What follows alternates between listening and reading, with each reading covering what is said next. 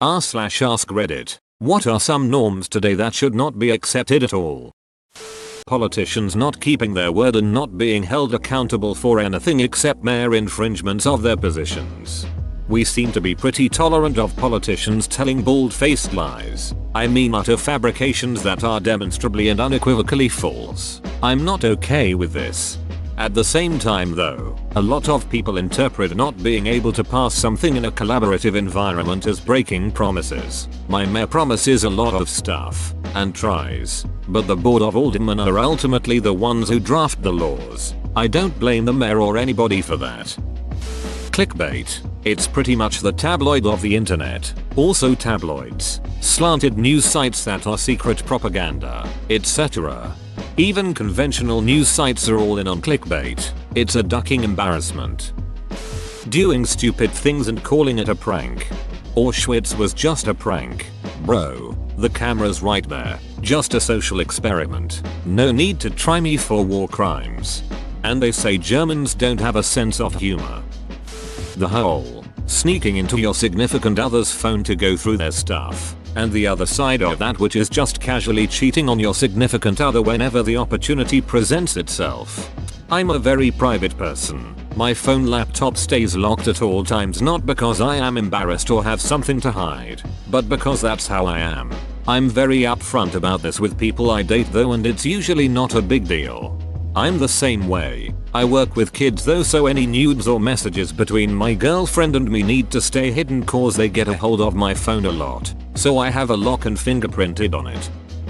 The amount of waste we make as a society. No one even bats an eye at the insane amount of trash they produce daily. If you do, you still get called a tree-hugging hippie. I've been working for a conservation organization for a couple months now, and our policy is pretty strictly leave no trace, which has really led me to re-examine my consumption habits, and consequently, those of society. It's impossible currently to produce no waste whatsoever, but it's not that difficult to cut down here and there, yet it's just not something that most people think about.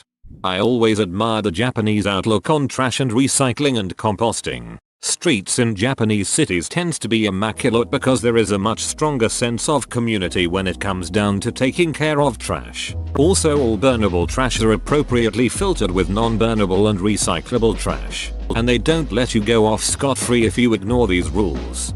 You've seen the article about the large chain paper coffee cups, right? Surprisingly, most of our landfill waste is some sort of paper product. If you've never been to one, I'd say take a trip. It's amazing to see how they sort the trash. Yes, every bag gets opened, and the crazy stuff they find. Privacy basically doesn't exist anymore. It does, but no one chooses to have any because of social media. The illusion of sacrificing privacy may be more effective than seeming closed off. If you believe I put my whole life on social media, that's it. But I can get away with things I don't post because nobody's looking. They all think they've seen the whole picture. That's the new strategy. The rules of dating. Acting disinterested. Ghosting people. Not replying to messages on purpose to look cool. Commitment phobia. Acting so chill it hurts you. The list goes on and on. Who gave this manual to people that being a decent and honest human being who cares makes you a loser? I have been on dates where the men have ignored my texts, acted disinterested in person, blown off dates, only to tell me weeks later they actually really liked me and wanna be seriously committed. WTF. Modern dating is an exercise in who could care less Olympics. I have a few single friends who always complain about these things and then turn around and say that they don't understand how my boyfriend and I are so happy together because relationships are so restricting. At least I know what his intentions are. Everyone always says they want someone who will watch Netflix with them during rainstorms and make cookies with them at 3 AM, but the thing is, you need to work on and maintain relationships with people to get to that point. It isn't about ordering an instant date and then feeling weird and disappointed when they aren't your soulmate. The fact that teachers nowadays are afraid of losing their jobs because they told a set of parents that their child isn't perfect. I am a teacher and this is so true. It's incredibly sad that some parents can't accept the fact their child makes mistakes. I can't imagine what types of adults these kids will grow up to be.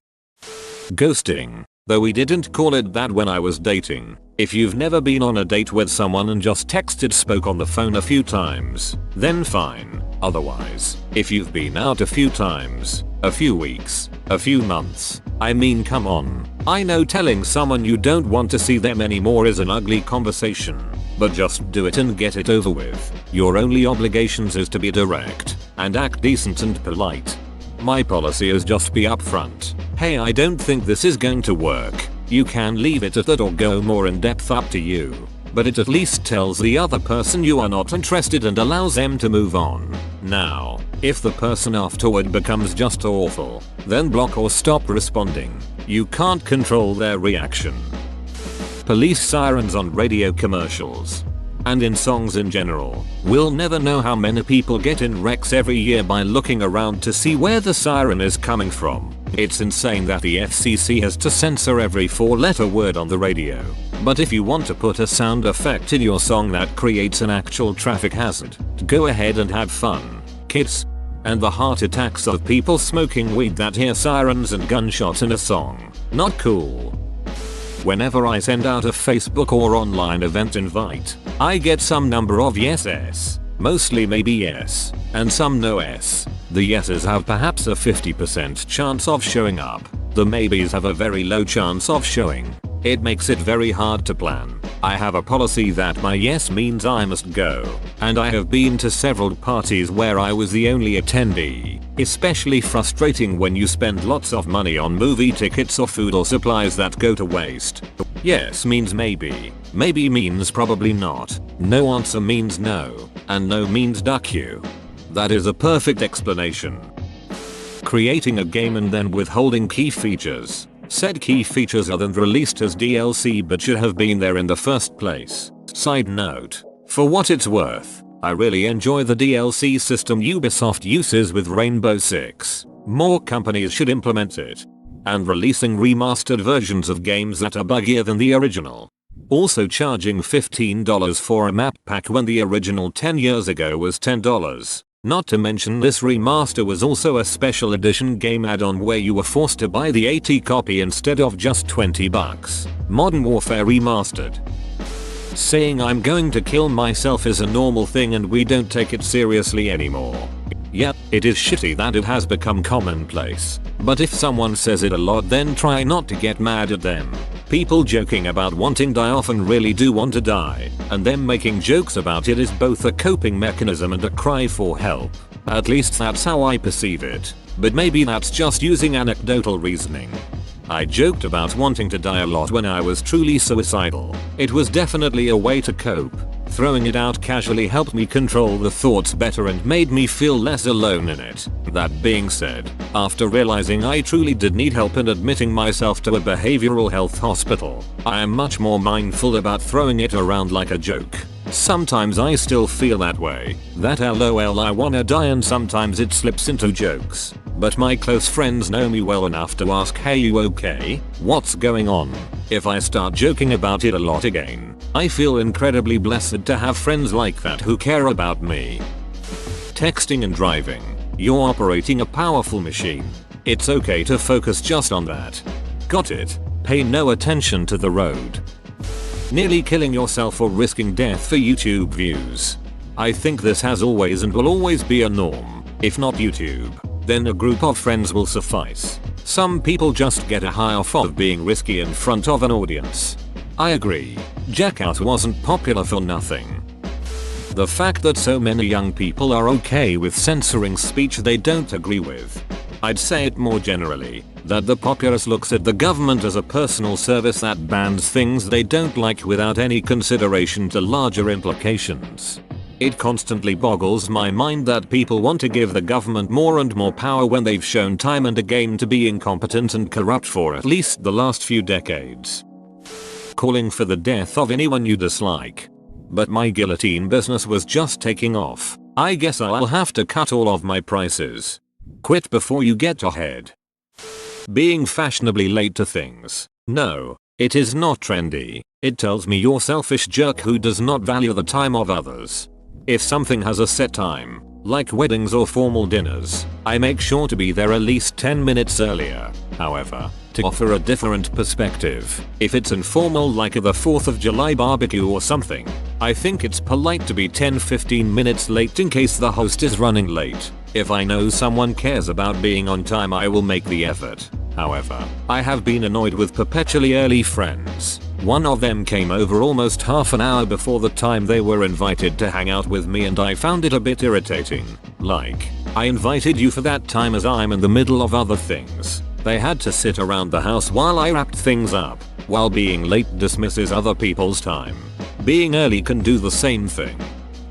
Self-diagnosis of mental disorders based off of romanticized, ignorant ideas of the illness. I actually have OCD, and the number of people talking about their OCD and how they can't stand when things are out of order, when the vast majority of people with this illness couldn't care less how organized things are and are too worried that if I move this book to the other shelf, their entire family will die, or the fact that the oils on their skin feels wrong and need to scrub off the skin to make it feel right again. This goes for so many other illnesses. I am just more knowledgeable of this one.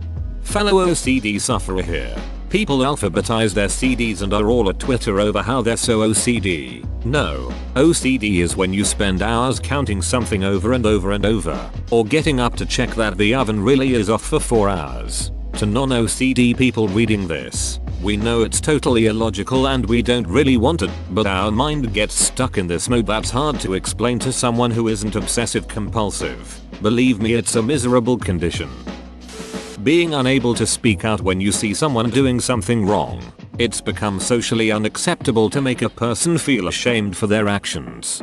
This has been going on for years. People like to look the other way, afraid of the consequences of getting involved. Double standards? My cousin told me this, and it was pretty recent. He and his 2 friends were at the Rolling Loud concert in Miami, FL, and in front of them, there were 3 people, a guy, his girlfriend, and his friend. His friend leaves his seat and he holds it for him. Some drunk girl comes in, sits down, and the guy says, "I'm saving this seat for my friend. Do you mind going somewhere else?" The girl goes off on the dude and she stays in the seat. It escalates and she starts hitting him, and he is keeping his distance from her. His GF steps in, and at that point security comes in and tackles the dude. He was about to get kicked out of the concert, and my cousin and a few others were telling security it wasn't him.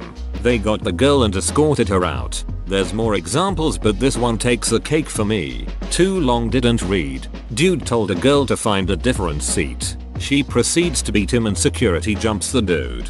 When I was younger, I went to a bar and was waiting for some friends. A bachelorette party rolled on in and was doing one of those scavenger hunt type deals, where apparently one of the items was a guy's underwear. I'm sure plenty of guys would have volunteered, but I was asked and said no. I laughed and joked because they seemed to just be having fun. But apparently no wasn't an acceptable answer. 4 girls tried to hold me down and take my pants off against my will, in public. A room full of people all stood and laughed, until I went "duck this" and threw them off me. Things then changed from funny to everyone booing and security telling me to leave, threatening to call the police. I told them to duck off and please do, which resulted in a fight between me and 3 of them and a collective cheer when they finally got me out the door. I'd put one of them down and done some damage on the other 2, who were trying to drag me around the back, no doubt to kick the shit out of me, when my friends arrived and they decided to just ban us all for life. I imagine that if me and my mates went into a pub and held a random unwilling girl down in order to steal her underwear, things would have gone quite differently. The boys will be boys argument. Everyone, regardless of anything, is held accountable for their actions unless some mental disability. Being socially awkward is considered cool or common. I don't remember where I heard it, but when my parents were growing up, being awkward was just considered you were a shy person. I think we are dehumanizing as a whole by constantly labeling ourselves. Being actually socially awkward isn't cool. From what I've seen, people who call themselves socially awkward are usually using self-deprecating humor or being modest or talking through an insecurity. And I feel like people maybe say it more often because it's becoming more acceptable to talk about your insecurities. I'm curious what you have in mind when you say that it's considered cool or common. College students here in America viewing blacking out from alcohol consumption as some sort of badge of honor. Yep, that behavior was around 30 plus years ago too. Trust me, I had too many college-aged acquaintances back then who blacked out on a regular basis. Thankfully a few grew out of it. The weird dating rules. I don't even know them all because thank god I met my husband before these kids got all crazy. But the idea of how often you have to text, when to put out, what you're not supposed to do or say, OMG. Just have a conversation and decide if you get along and wanna make hoopy or not. Unequivocally accepting authority's testimony or not being allowed to question authority. People acting purely on emotions. I see grown people throwing tantrums, screaming and accusing everyone else for all of their problems, not accepting fault, weaseling out of any situation, and bragging about how smart they are. If a person wants to call themselves smart, they have to be able to act bigger than their emotions. Whoa, you made it to the end? You're a ducking beast. I'll cut you a deal. Smash like and subscribe for more curated content, bruh. It's free and that's a great price.